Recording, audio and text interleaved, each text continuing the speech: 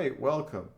So we've been talking about context-free grammars for the last couple of videos, and I want to explore a feature of context-free grammars that can occur, which is ambiguity. So let's start with English grammar first. And a lot of these ideas derive from natural language, even though we're talking about formal languages. There are ideas that go back and forth. So let's look at this sentence here. The girl touches the boy with the flower. This sentence is grammatically ambiguous because when we ask the question, who has the flower, it's not immediately clear in English which one it is. There's the girl touches the boy with the flower, or the girl touches the boy with the flower. There's ways that we might enunciate it differently to say who has the flower and who's doing the touching. Is the girl using a flower to touch the boy? Or is the boy holding a flower and the girl touches the boy? This is, again, ambiguous, something that we have to deal with in natural language all the time. And that, as I mentioned, sometimes inflection or things give us hints about which way was intended. But in general, we deal with ambiguity in our natural language all the time. This also occurs in math, which is if we looked at this string of symbols here, a plus b times c, this is an ambiguous expression.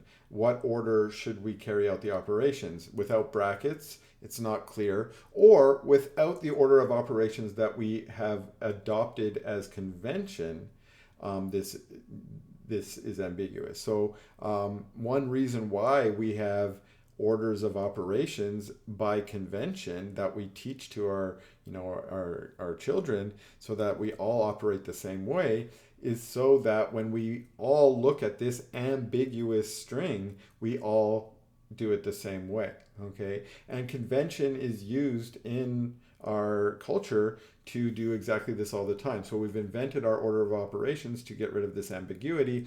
Another kind of ambiguity is the ordering of our alphabet, the ABCDs. The fact that we call them the ABCDs is because of a convention that was applied to us, which is the order of the song that we sing, right? And so we all just agree to follow that order. Why? Because if we didn't, phone books and dictionaries would be kind of hard to figure out, right? If someone else had a different ordering for the alphabet, it would be hard for us to do certain tasks that we want to do as individuals as part of a collective. And so that's where the convention comes from. And that's also where these orders of operations come from, is because ambiguity arises in math, just like it does in natural language, and we want to avoid it at all costs in math. In natural language, we deal with it, but in formal languages and in formal models and formal mathematics, we want to get rid of ambiguity as much as possible. So let's take a look at a grammar here. I've got this grammar on the left. It's kind of a simpler version of a grammar that we were looking at in one of our earlier videos for arithmetic. And so I'm calling this grammar G. And it has only a few rules to it, but it can do some plussing, it can do some multiplying, and then it has A, B, and C as terminals.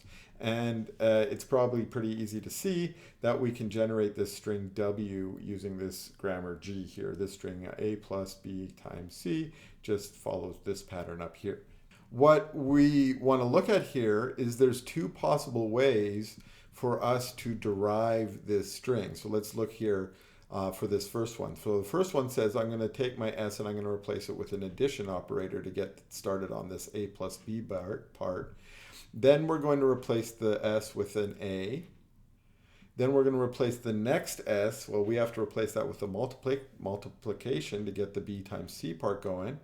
Then we'll take the first S there and make it a B. And then we'll take the last S there and make it a C. Okay.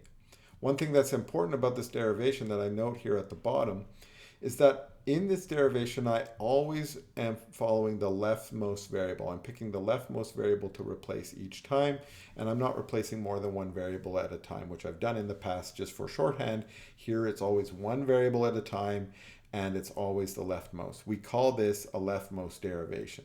Okay, now let's see, we're going to do that again in the second derivation. In the second derivation, we're still replacing the S first, but instead of choosing the plus, get working on the A plus B part, we're going to choose the multiplication to get working on the B times C part. So we do that, and then we're going to replace the leftmost s first. Because we haven't got the a plus b in there yet, we have to add a plus term. So now we have three s's, s plus s times s. And then we will replace each of the components one at a time. Again, leftmost to rightmost, a, then the b, and then the c. And when we do this, we still arrive at the same end point.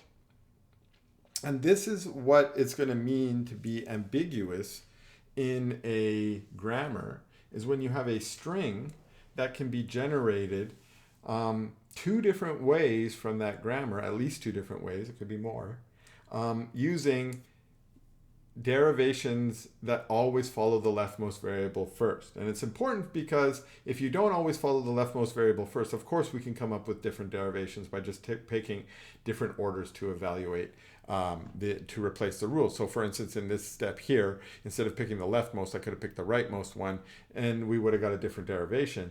But by enforcing us to always do leftmost, we're hoping that we're going to get rid of that source of ambiguity.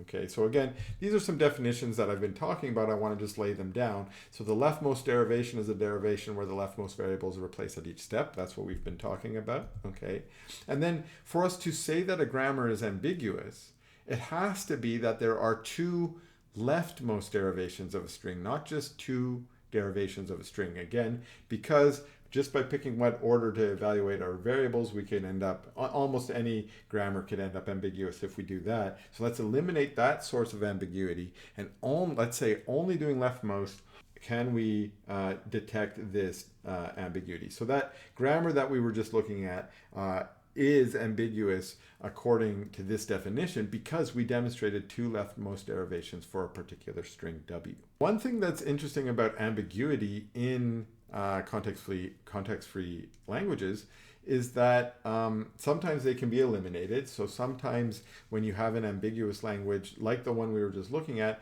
it's possible for us to make it not ambiguous. And perhaps it would be interesting to explore that.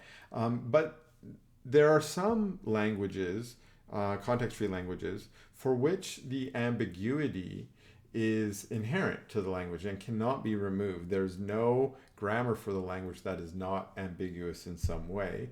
And to explore that a little more, I wanted to look at this particular language here. And so in this language, and I'm calling it LAMB for ambiguous, we've got three blocks, 0, 1, and 2, okay?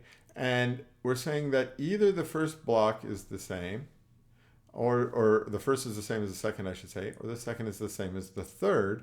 And we're claiming that this is inherently ambiguous. Let's start by just trying to maybe come up with a grammar for this, okay?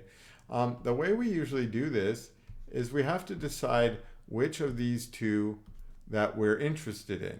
So let's do the first one here, I equals j. So in the I equals j case, I'm going to maybe make a rule u that's going to build these two together that are of the same size. So u here is going to go 0, u, 1, and then epsilon. So it's going to make sure that the block of zeros and the block of 1 is the same size.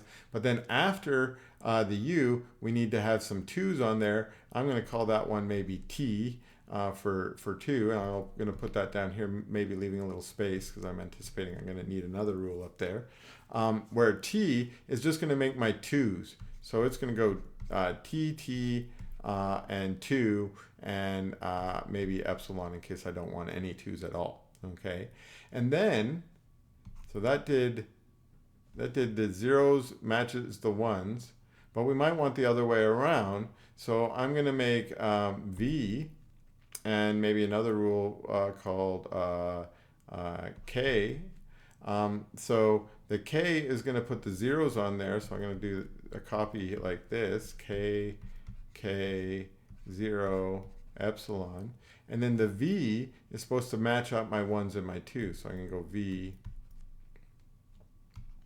1, v, 2 is going to get me my 1's matching up with. So now what we can see is this is a grammar. This is a pretty standard grammar. I'm not claiming it's the best grammar or You know, what I am claiming is that this is an ambiguous grammar. I'm claiming that any grammar we come up for this language is ambiguous. And I want to show you why it is ambiguous. Okay, the reason it's ambiguous, let's pick a very simple string here. This string here, 0, 1, 2. This one happens to be a string where I equals j and that equals k. This is where the ambiguity is inherent and cannot be removed. For this string, we can generate it by following the pattern that matches these two up with some extra 2's on the end, but we could also follow the pattern that matches these two up with some extra 0's at the beginning. We can go down here and do, what is it, 0, u, 1 with a t on the end, right?